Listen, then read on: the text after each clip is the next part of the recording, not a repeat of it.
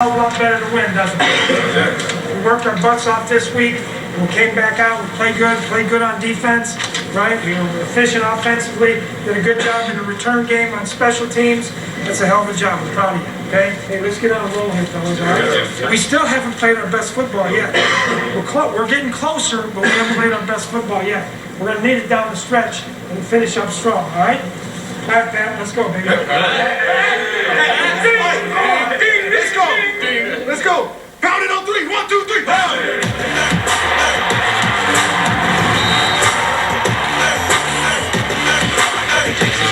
Welcome back to Vikings Game Plan. I'm Paul Allen, and at the TCO studios, we are very happy to provide audibles where you not only hear from the Vikings, but you hear from the LA Chargers, including quarterbacking immortality, Phillip Rivers. They're good.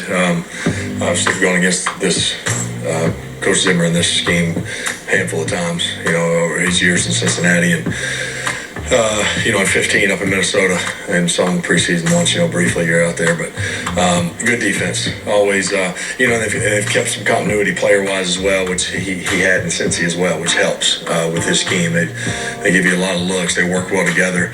And they fly around. They make you earn every first down. So there's not a lot of nothing will come easy, and it'll be a heck of a challenge. Those guys can get after the passer. I mean, that defensive line is outstanding. I like the interior guys as well. So pretty similar to what we saw last week, but maybe even better.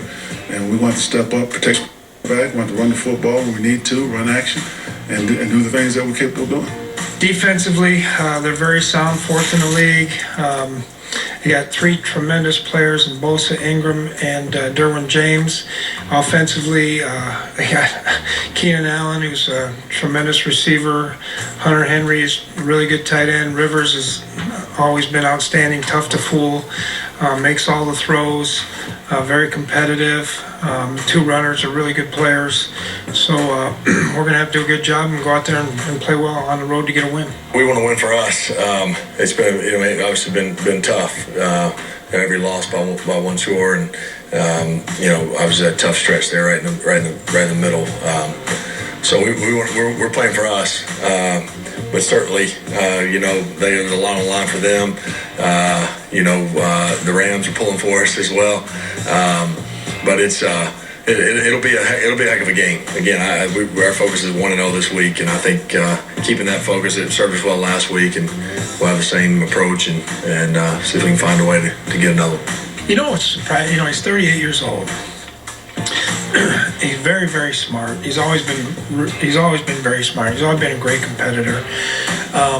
You'd think that at some point the arm strength would go down a little bit, but he had a couple bombs in that game. He's going to throw the ball in the tight spaces. He's going to give the receivers a chance.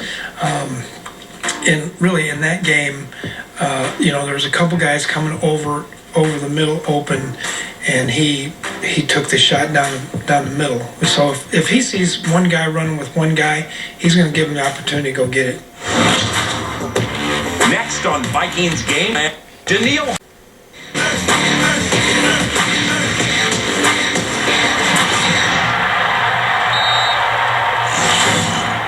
Alrighty, welcome back to Vikings Game Plan, winning formula time. Paul Allen, Ron Johnson, Vikings Game Day Live, Fox 9, and Pete Bursich returns. He's the analyst for the Vikings Radio Network at KFAN, former Vikings linebacker and coach. And with the winning formula, we begin with dominance. As in DANIELLE Hunter, his first sack against the Detroit Lions gave him 50 1/2 during his career.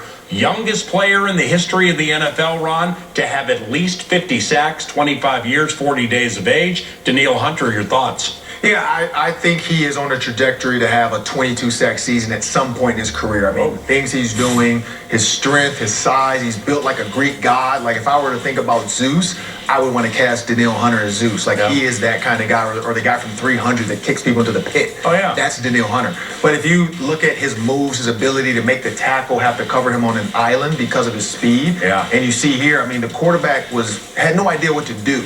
I mean, at one point, I felt like it was a middle school bully chasing a kid because the quarterback just took off running with his back to the offense. And so that's what Danielle Hunter does. He scares people, and he can possibly be one of the best to ever do it. And you know what, Pete? The Vikings have 3 years left on a 5-year deal. He recently signed. That guy right there, Danielle Dominance, he's going to be wearing our colors for quite some time. Yeah, and that's the big thing, because we know that pass rushers, there aren't many of them in the league, and those guys get paid an unbelievable amount of money.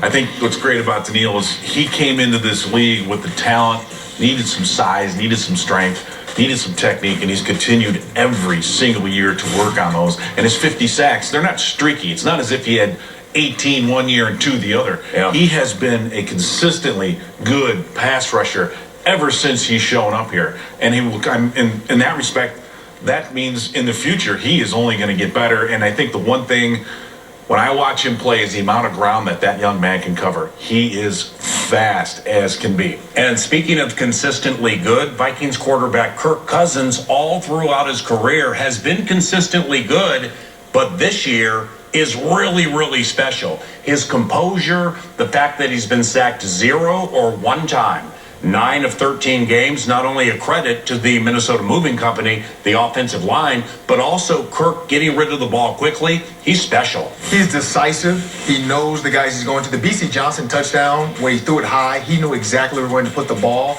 People say, oh, he threw it behind him. No, he knew exactly where he was going to throw that ball. Why? Because the DB could not see him. So he's like, why would I throw it over, to the DB or keep leading him when he undercut him? I'm going to put it somewhere only BC can get it. One thing I like, though, is look at that deep shot to Diggs, man. Perfect pass. And that's recognizing coverage. Anytime you get man-to-man coverage against Diggs, you got to take that shot. Stefanski said it. But the thing I like is 15 touchdowns in the red zone since week 2.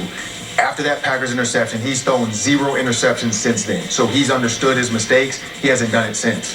Right, and I also think what's going on around him, I think his offensive line has settled down. But how about Dalvin Cook? And when you do play fake and you do bootleg, and how much that attention that requires out of the defense. And Kirk Cousins, if he does one thing as well as anybody in the league, he knows quick recognition, knows where to go with the football, and he goes that direction. So he's staying true to all that. If it's not developing, what he's gotten better at is getting rid of the football, not forcing something, not forcing anything. And even the sack that he had on Sunday, we could just feel it again. He just held on to the ball a little bit too long. It hasn't happened a whole lot. And I think with Stefanski, with Dalvin Cook, with all those things all put together, has made him who he is this year. Now, quickly on Kirk and the composure, just to close this, when the team was 8-7-1 last year, man, he was throwing some pick sixes. And in that Lambeau game, he got a little antsy. Early in the Chiefs game, he got a little antsy. From the Cowboys game on, he's not worrying. There's no dwelling. He's not dancing around. What do you think changed? Edgy Kirk. I mean, he's always around now. He knows what he needs to do to have a certain edge to him, where it's like he's not afraid to take a chance, but he's going to put the ball where it needs to be.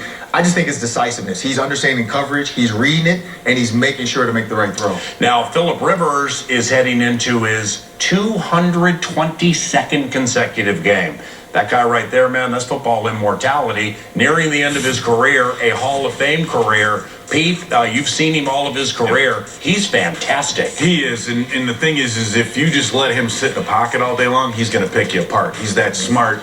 He's a very outgoing guy. Talks a lot of smack. It's fun to watch him play.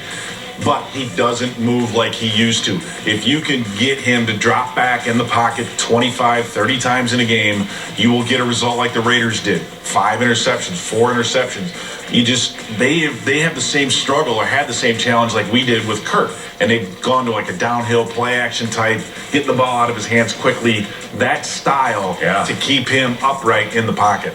Well, since Cy Elmas is not here, I'm going to tell a story because we know we need to hear a story about somebody's grandmother. So I'm going to go back. Uncle from Carson? I'm going to go back to the year 2000, before Phillip Rivers even entered the NFL. NC State. NC State versus the Gophers. Oh. Bowl game in Miami. Warren Robinson. Yes. Former Viking. We're up 21-0, I think, at halftime, or 24-0. Guys are on their SkyTel pagers. Somebody forgot to tell Phillip Rivers the game was over. Phillip Rivers brings these guys back and beats us in the end. I don't remember the score because I'm still mad at him to this day. But him and Warren Robinson killed us in the second half. From that moment, he was a sophomore. I said, this kid's going to be special. And then he's done it. He started, like you said, 221 some odd games. His trajectory, it could have been a giant. So if he was a Giant, we'd be saying Hall of Famer. Why? Yeah. Because of that market and all the stuff he's done. He's been more consistent. He's had, Antonio Gates. He's had Hunter Henry. He's had, different receivers coming in and out, and constantly he's still been good. So he's been good ever since. You look at his record against the Vikings, 1-2 lifetime. Now, granted, they don't play a lot. 3 TDs, 4 interceptions. He threw an interception at TCF Bank Stadium. Chad Greenway went a long way the other way to turn the game around. So Phillip will give it to you, but he also will take it away, as in your hopes of trying to win. Great game this weekend. Can't wait for it. Pete Bursich, Ron Johnson, Paul Allen. For all of us here at the Vikings Entertainment Network, that's Vikings Game Plan. Thanks for watching.